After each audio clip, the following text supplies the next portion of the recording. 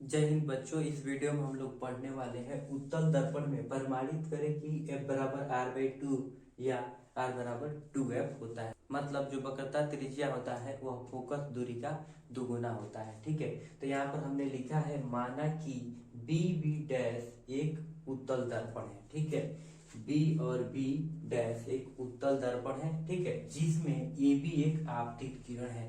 A B एक आपतित किरण है जो दर्पण के बी बिंदु से परावर्तित होकर होकर के बीपी दिशा में चली जाती है। बीपी दिशा में चली जाती है।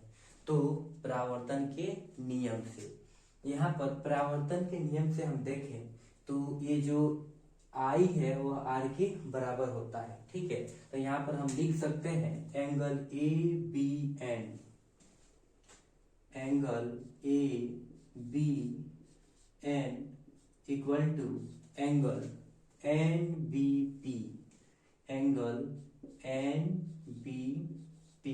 इक्वेशन नंबर एक हो गया। ठीक है, कैसे हुआ? आई इक्वल टू आर से हुआ। ठीक है, परावर्तन के नियम से हुआ। ठीक है, इसके बाद से जो ये आर कोण बन रहा है एंगल एन बी पी, यह बराबर होगा एफ बी सी के समूह कोण से। ठीक है, यदि हम लोगों ने 9th क्लास में पढ़ा था कि यदि दो लाइन एक दूसरे को इंटरसेक्ट करे, काटे, तो उसके समूह कोण बराबर होते हैं। ठीक है, इसलिए जो एंगल एन बी पी बन रहा है यह बराबर होगा एंगल एफ बी सी के। ठीक है, तो यहाँ पर हम लिख सकते हैं एंगल एन बी पी बराबर होगा एंगल एफ बी सी के, एफ बी सी के। इक्वेशन नंबर 2 कैसे हुआ? यह सम्मुख कोण से हुआ, सम्मुख कोण से। ठीक है, यह इसके बाद से जो एंगल ए बी एन है यह बराबर हो जाएगा एंगल बी सी एफ के। यह एंगल बराबर हो जाएगा इस एंगल के। कैसे?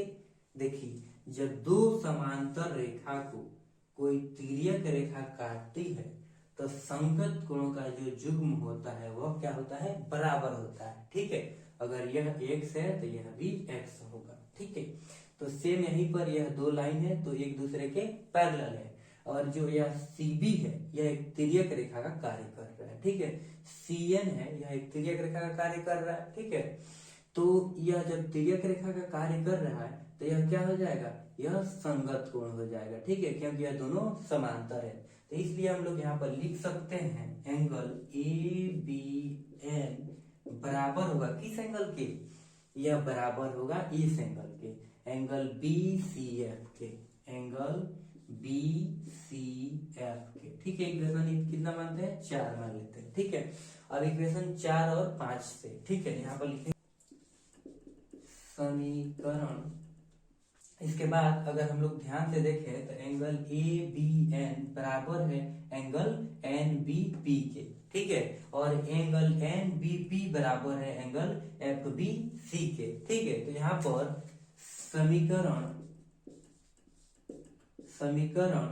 1 तथा 2 से हमें क्या प्राप्त हो रहा है? यहाँ पर एंगल ए बी एन बराबर हो जाएगा एंगल एफ बी सी के। ठीक है, कैसे बराबर हो जा रहा है? क्योंकि यहाँ पर ये दोनों एंगल बराबर है और ये एंगल है वह इस एंगल के बराबर है, इसलिए यह दोनों एंगल भी बराबर हो जाएंगे। ठीक है, इसको इक्वेशन मान ले रहे हैं 3।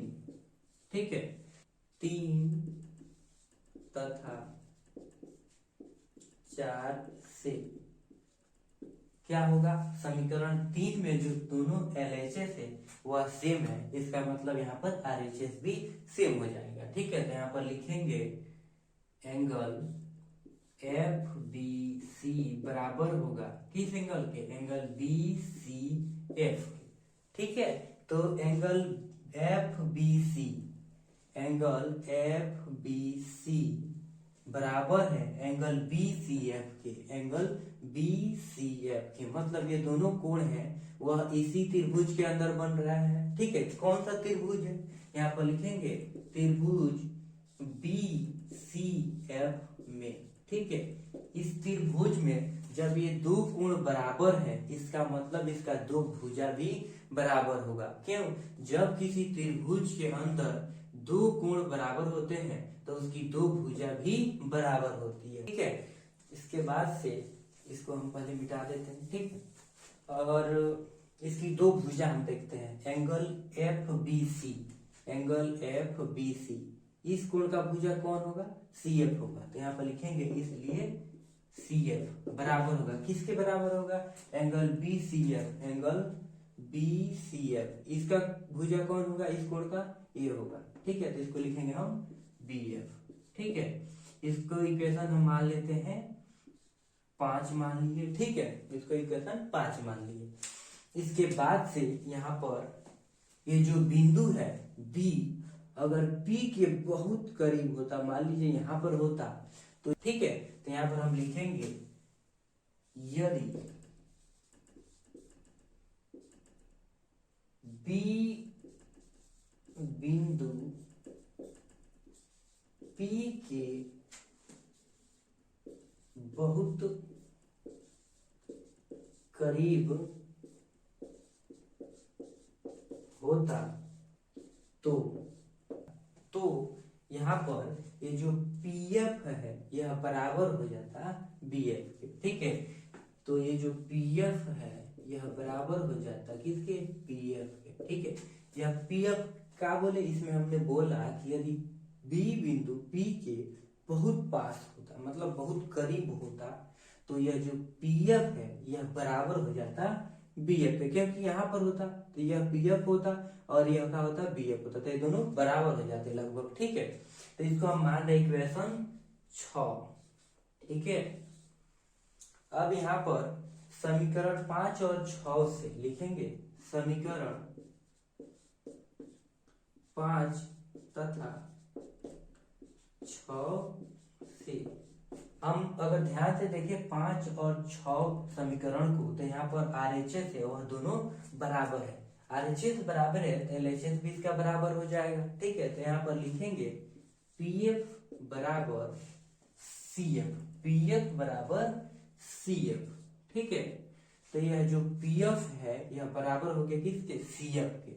इसका मतलब हम लोग लिख सकते हैं PC बराबर, इसलिए PC बराबर हम लोग लिख सकते हैं PF प्लस CF। ठीक है, PF ये हो गया, CF ये हो गया। ठीक है, तो जो ये PC है इसको कहा जाता है वक्रता त्रिज्या, जिसको डिनोट करते हैं कैपिटल R से। ठीक है, इसके बाद जो ये PF है इसको और यह CF है, यह दोनों तो बराबर है। इसका मतलब हम लोग यहाँ पर PF प्लस PF लिख सकते हैं, कोई दिक्कत नहीं है, क्योंकि यह दोनों बराबर है।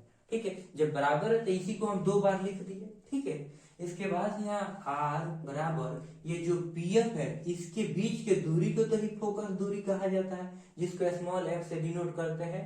तो यहाँ पर लिखेंगे f प्लस स्मॉल f। ठीक है, ये दोनों स्मॉल f हो गए। ठीक है, तो यहाँ पर क्या हो जाएगा?